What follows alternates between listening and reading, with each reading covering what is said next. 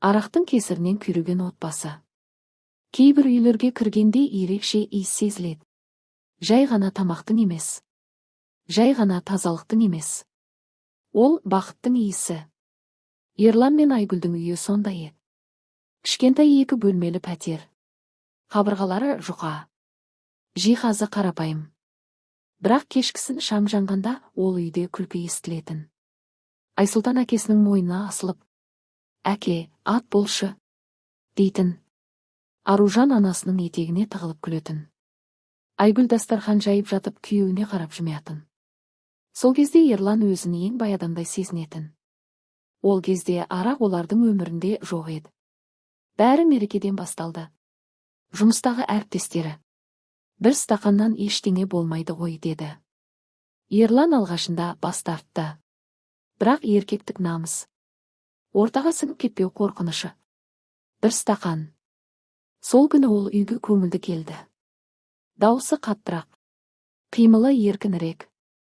Айгүл күмәнмен қарады. Бірақ үнсіз қалды. Өйткені ол сенетін. Бір стақан аптасына 1 ретке айналды. Сосын 2 ретке.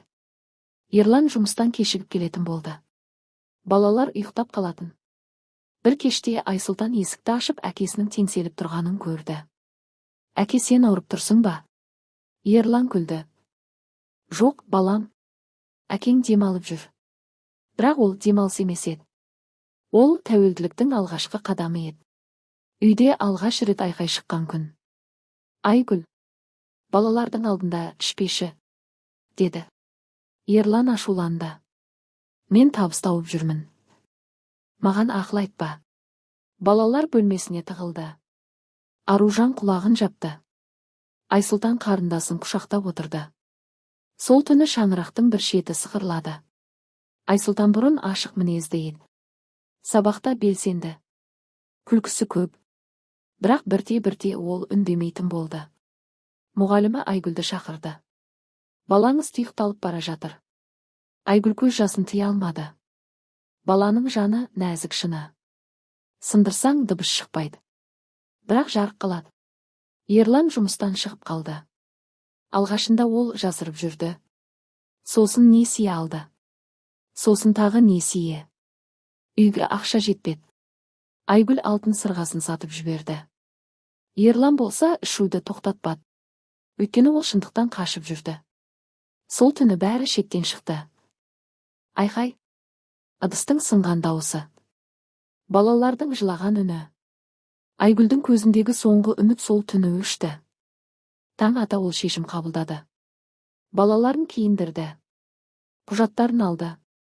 Есікті ақырын жапты. Ерлан ұйықтап жатқан. Ол кеткенін білмеді.